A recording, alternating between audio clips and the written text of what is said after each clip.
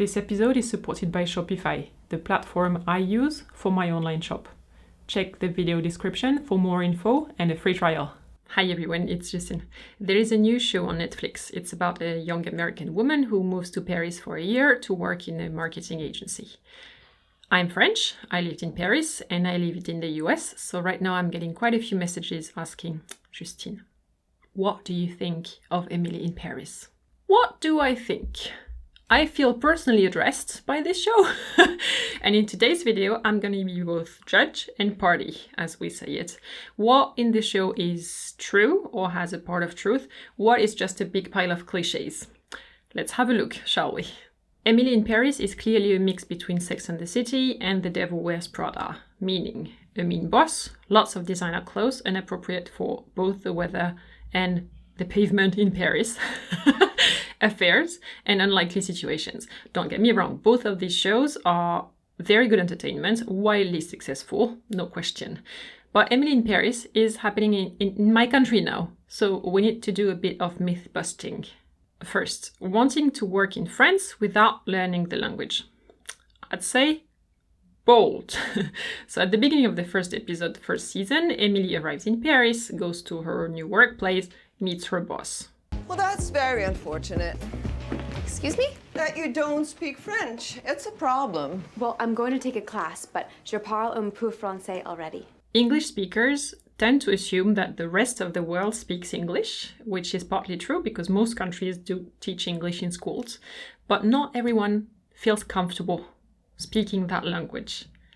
And if you're just assuming that people have to speak your language, it can come across as disrespectful in France. On top of that, you are missing out on the culture and everything, which matters so much to us. That's why we take it personally. I say we, like people in general. We are very proud of our culture, our history, our food and gastronomy. And you want to speak the language so that you get the finesse of our culture, or so we think. So if you're a tourist in France, I highly recommend that you ask first to the person you're speaking to if they speak English, without assuming that they do and starting to just chat away. Also, just learn the basic words. Bonjour, au revoir, s'il vous plaît, merci, excusez-moi.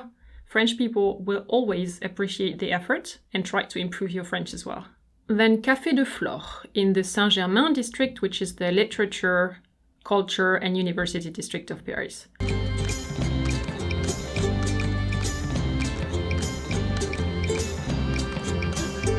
So Emily's table neighbor turns out to be a philosophy professor, talks about Simone de Beauvoir, Jean-Paul Sartre, etc.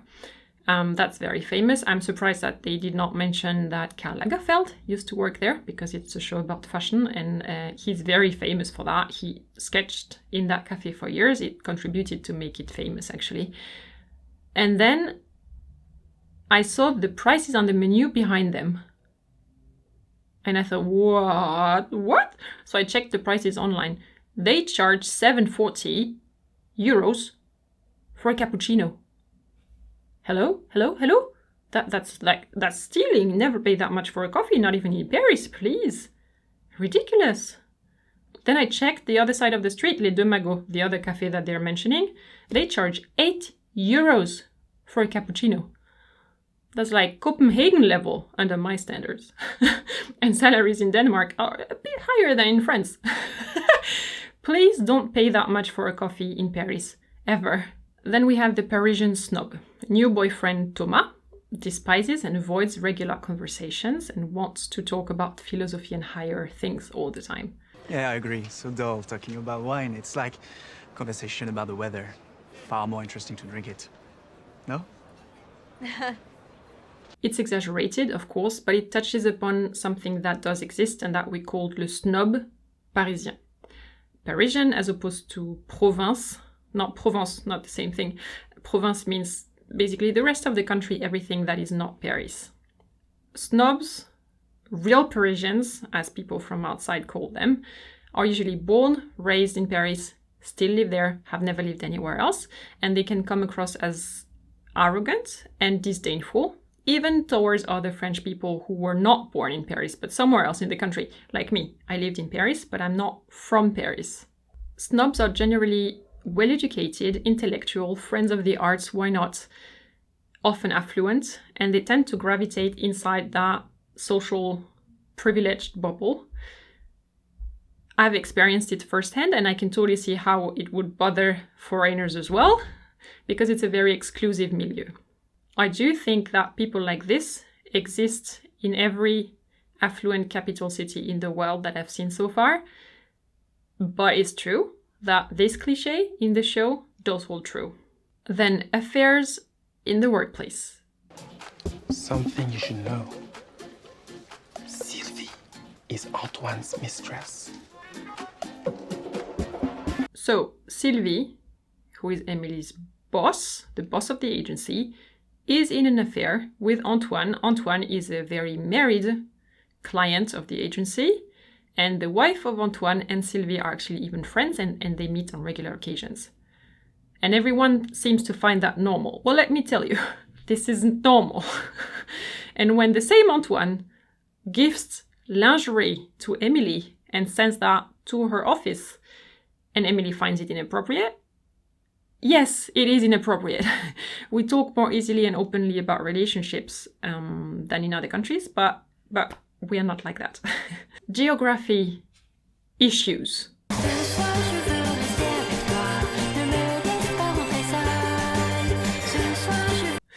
In the first minute, when Emily arrives in Paris and gets driven to her new apartment by a cab, they drive past Eiffel Tower, check. Panthéon, check. Arc de Triomphe, check, check, check, check. That has all Frenchies roll their eyes. But then also, it doesn't make any sense geographically. They start in Eiffel Tower, drive to the Panthéon, and then come back to the Arc de Triomphe. It's like filming a movie in New York and having the guy drive from Wall Street to the West Village via Central Park. Whew! About speaking too loud. I can't find that scene anymore.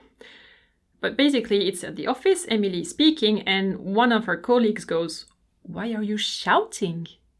Yes, it's true that people in the US speak a lot louder than we do. After living in the US myself, I still don't know why. Is it because the cities are super loud, because you have so many cars, and then if you want that cab to stop and pick you up, you really have to make him hear you? I don't know. Maybe if you're American, enlighten me. In French restaurants, for instance, the music is very subtle, quiet, and people are expected to also speak quietly. Whereas in restaurants in the US, the music is super loud, and if you want your direct neighbor to hear what you're saying, you really have to speak up. I had problems with this the whole time that I lived in New York. People kept asking me to speak louder, and I was like, I can't. I'm French. I don't want to yell at you. Next one. Cigarettes over food. Oh, there you are. Stop eating while you're eating. I'm sorry, it's just so good and I'm so hungry. We'll have a cigarette. No, no, no, no, no, no, no. Do you want to have lunch? No, I'll have a cigarette.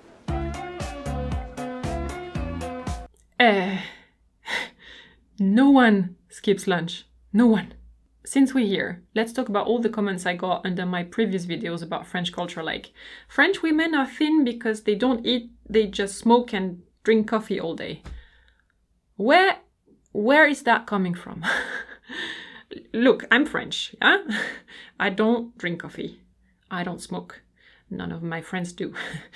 And I certainly don't skip lunch or any meal. And I don't know anybody who does. That myth about French people smoking like chimney, I don't know where it comes from. I think it comes from older movies. I'm just going to look at the statistics, objectively, from the World Health Organization. American smokers would smoke 22.5 cigarettes per day versus 14.4 for French smokers. It's data from 2012, so we'll see in 2 years when they update the data, but it's not true that French people smoke so much more. As for smoking indoors, which keeps coming in this series, no. It's forbidden to smoke in the workplace or in any public place by law since 2007 and in bars and restaurants since 2008. So, no. Then the pleasure of doing nothing. You know, the wonderful thing about Paris is that nobody judges you for doing nothing. I mean, it's practically an art form here. Yes, absolutely true. We take time to enjoy life, and it doesn't mean being lazy at all. I love to sit down in a cafe with a glass of wine or a tea or whatever, alone or in company, and just appreciate the moment, unload all that stress. When was the last time that you did that? That you took a step back and just breathed? Literally, it's a happiness booster. You should try. Also, I read somewhere, not in that show, somewhere else, but I can't find the source anymore, that Americans are good at entertainment, while French people are good at leisure. I couldn't agree more. I think it's very accurate. Next point, and a big one. The customer is always right. The chef tells me the steak is correct. Well, correct for him, but not correct for me. So she's basically arguing with the waiter about having the cook cook her meat for longer. I suggest you try it. Maybe you suggest you cook it longer? Yeah, I'll take yours. No. You take mine. Come on. The customer is always right. Major cultural difference right there. See, no, here the customer is never right. Well, maybe I'll educate the chef a little bit about customer service. You think you're gonna change the entire French culture by sending back a steak? Yes, in France we do think that the customer is king, just not like in the US. In France, when you eat in a restaurant, you're a guest. As a guest, you get the good treatment, white tablecloth, napkins made in cloth, the bread, the free water, everything. You get 3 courses. The waiter is expected to guess what you will need before you even have to ask for it and without asking you what you need. The cook is your host. It would be rude to make them feel like they've made a mistake before you even tried, before you even tasted your meal. Looking at it in another way, it's the cook's job to present you perfectly cooked and seasoned meals with a beautiful presentation. It's your job to assume that the kitchen did their job right. That's exactly why the waiter and then the cook tells Emily, you should try it, you might like it, as it is. I'm gonna add a bonus tip in there. Don't put salt and pepper automatically before you have tasted your food. Assume that the cook seasoned it the way it is meant to be eaten. It's rude if you put more ingredients before having tasted. French cooks love foodies. Clients who can just taste and immediately tell you this ingredient, you added a bit of this, a bit of that. Like they love people who know and appreciate what they're eating. If you're able to do that, the cook will come out of the kitchen to salute you and have a chat. The waiter will get you a complimentary coffee. You'll get a digestif on top of that. And the next time you walk in, they'll call you by your name and give you the best table. That's how it's done. Awkward situations due to translation. Merci for the shower. La douche. What? The shower is la douche.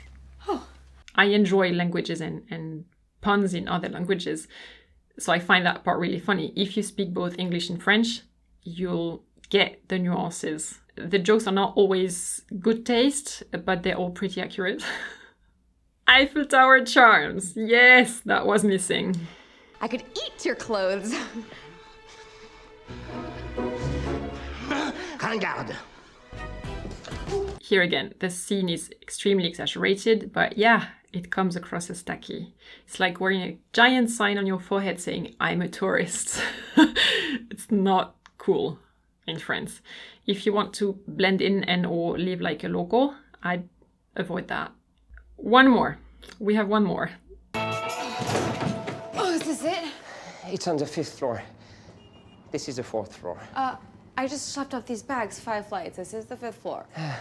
Obviously, the ground floor is 0. Da. This is called second degré. In French, the context and the tone of what people are saying is essential to understand if they're being serious, ironic, or plainly kidding. And this tonality thing varies a lot between cultures. In the US, people usually say what they mean.